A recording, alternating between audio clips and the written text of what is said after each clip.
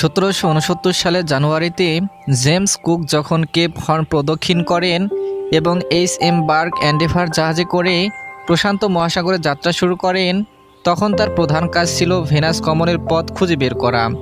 কিন্তু এর পাশাপাশি তার কাঁধে আরেকটি প্রশাসনিক দায়িত্ব বর্তেছিল। দীর্ঘদিন যাবৎ অনুমোদিত দক্ষিণাঞ্চলীয় মহাদেশ টেরা অস্ট্রালিস ইনকগনিটা আবিষ্কার করা। 6 মাস নিউজিল্যান্ডের উপকূল ধরে তন্ন তন্ন করে খুঁজে বেড়ানোর পর অবশেষে 1770 সালে তিনি পশ্চিমে জাহাজ ফেরান। ততদিনে তিনি নিশ্চিত হয়ে গেছেন যে মহাদেশটিকে তিনি খুঁজছেন এটি তার অংশ নয়, কিন্তু তিনি ছিলেন সর্বভূল। এমনটি দাবি করেছেন ভূবিজ্ঞানী নিক মার্টিমার ও হামিশ ক্যাম্পবেল। তাদের মতে এই মহান আবিষ্কারক ব্যর্থ হয়েছিলেন, কারণ টেরা অস্ট্রালিস ইনকগনিটা ছিল তার জাহাজের কাঠামোর নিচেই লুকিয়ে, অথচ তিনি সেটি টেরই পাননি। জাহাজের কাঠামোর নিচে লুকিয়ে মানে হলো মহাদেশটি আসলে ছিল পানির নিচে নিমজ্জিত, এবং সেই পানির নিচে নিমজ্জিত মহাদেশ জিল্যান্ডিয়াকেই অনেকে দাবি করে থাকেন পৃথিবীর 8ম মহাদেশ হিসেবে। খনিজ সম্পদের প্রাচুর্যপূর্ণ এই জিল্যান্ডিয়া পরিচিত নিউজিল্যান্ড মহাদেশ বা তাসমাট্রিস নামেও। জিল্যান্ডিয়া ও অস্ট্রেলিয়া মহাদেশ 8.5 থেকে 13 কোটি বছর আগে বিচ্ছিন্ন হয়েছিল আন্টার্কটিকা থেকে, আর 6 থেকে 8.5 কোটি বছর আগে জিল্যান্ডিয়া বিচ্ছিন্ন হয় অস্ট্রেলিয়া মহাদেশ থেকেও। এরপর ক্রমশ এটি পানিতে নিমজ্জিত হতে থাকে।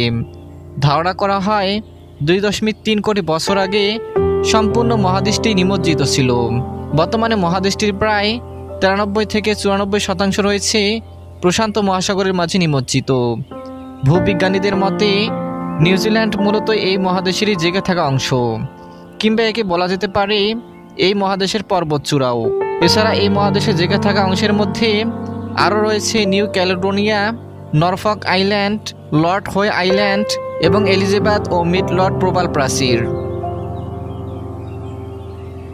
জিল্যান্ডিয়া নিয়ে ভূবিজ্ঞানীরা গবেষণা চালিয়ে যাচ্ছেন দীর্ঘদিন ধরে, তবে এটিকে নিয়ে নতুন করে আলোড়ন সৃষ্টি হয় 2017 সালে, যখন জিওলজিক্যাল সোসাইটি অফ আমেরিকায় প্রকাশিত একটি প্রবন্ধে বলা হয় জিল্যান্ডিয়ার আয়তন 50 লক্ষ বর্গ কিলোমিটারের কাছাকাছি, যা পার্শ্ববর্তী অস্ট্রেলিয়ার প্রায় 2/3 সমান এবং ভারতীয় উপমহাদেশেরও প্রায় সমান। সম্ভবত গন্ডোয়ানা থেকে এটি বিচ্ছিন্ন হয়ে গিয়েছিল।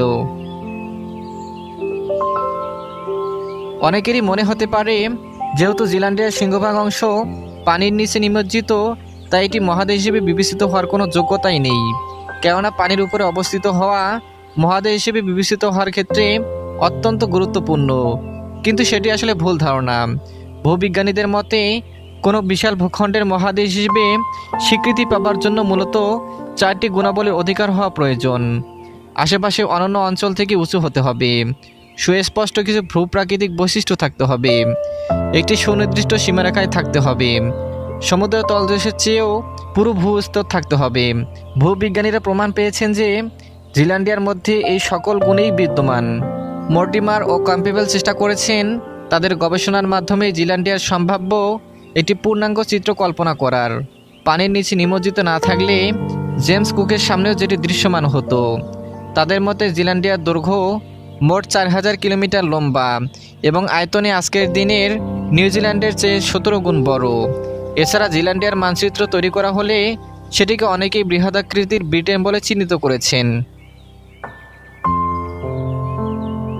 মজার ব্যাপার হলো জিল্যান্ডিয়াকে ব্রিটেনের সম্প্রসারিত সংস্করণ হিসেবে মনে করার এই প্রবণতা কিন্তু খুব হালনাগাদ কোনো ঘটনা নয়। সে 1857 সালেই নিউজিল্যান্ডের এক প্রথম দিককার ঔপনিবেশিক চার্লস হার্টহাউস একটি বই লিখেছিলেন, যার শিরোনাম ছিল New Zealand or Zealandia, the Britain of the south.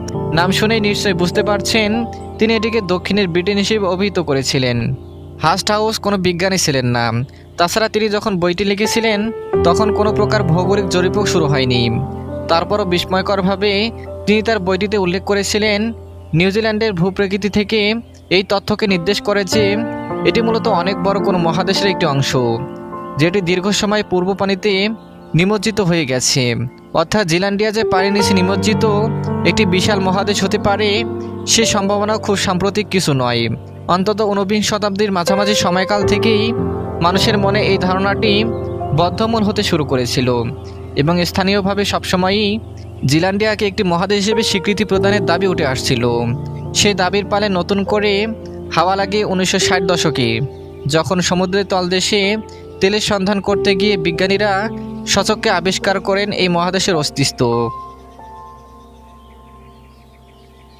বিজ্ঞানীদের মতে জিল্যান্ডিয়ার মহাদেশ হিসেবে আত্মপ্রকাশ কোনো আকস্মিক আবিষ্কার নয়, বরং একটি ক্রমশ অনুধাবক।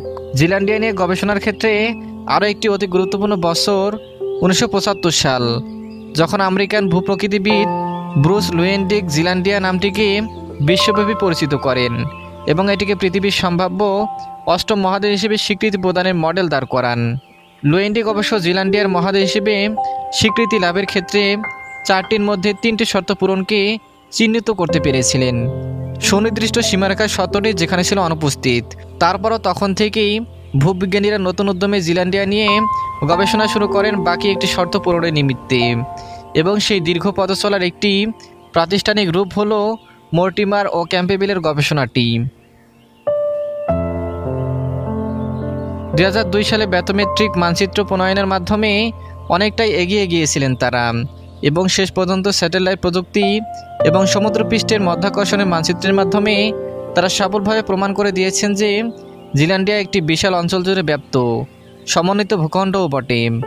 বৈজ্ঞানিকভাবে না হয় প্রমাণ হয়ে গেছে যে জিল্যান্ডিয়া একটি মহাদেশ, কিন্তু পাঠ্যপুস্তকে কি এটিকে একটি পৃথক মহাদেশ হিসেবে উল্লেখ করা হচ্ছে?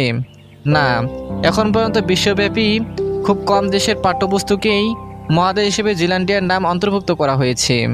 অনেকে হয়তো ভাবতে পারেন, হয়তো পাঠ্যপুস্তক রচয়িতারা কোনো আনুষ্ঠানিক স্বীকৃতির জন্য অপেক্ষা করে আছেন, কিন্তু বাস্তবে আনুষ্ঠানিকভাবে কোনো ভূখণ্ডকে মহাদেশ হিসেবে স্বীকৃতি প্রদানের জন্য কোনো আন্তর্জাতিক ফোরাম বা সংস্থারই অস্তিত্ব নেই।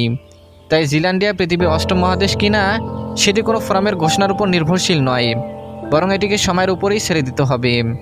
ভবিষ্যতে হয়তো জিল্যান্ডিয়া নিয়ে আরও অনেক গবেষণা হতে পারে, যেগুলোতে একে মহাদেশ হিসেবে স্বীকৃতি করে নেওয়া হবে, এবং তার মাধ্যমে ক্রমান্বয়ে বিশ্বের আরও অনেক মানুষ, বিশেষজ্ঞ বিজ্ঞানীরা এটিকে মহাদেশ হিসেবে স্বীকৃতি দেবে। এভাবেই ধীরে ধীরে জিল্যান্ডিয়া যে একটি মহাদেশ, সেটি যখন সার্বজনীন জ্ঞানে পরিণত হবে, তখন হয়তো এটির নামও উঠে আসবে পাঠ্যপুস্তকের পাতায়। অবশ্য এখানেই যে বিতর্কের সমাপ্তি ঘটবে তাও কিন্তু নয়। দেখা যাবে জিল্যান্ডিয়াকেই সহিহ অনেকে পৃথিবীর মহাদেশ সংখ্যা ধরেছেন 7, এবং এখনও তারা জিল্যান্ডিয়াকে বাদ দিয়ে পৃথিবীর মহাদেশ সংখ্যা গণনা করেছেন 6। এর কারণ ইউরোপ ও এশিয়াকে তারা পৃথক দুটি মহাদেশ হিসেবে গণ্য করে না, যেহেতু ইউরোপ ও এশিয়া অভিন্ন ভূখণ্ডে অবস্থিত। তাই তারা এই দুই মহাদেশকে একত্রে ইউরেশিয়া নামে অভিহিত করে থাকেন।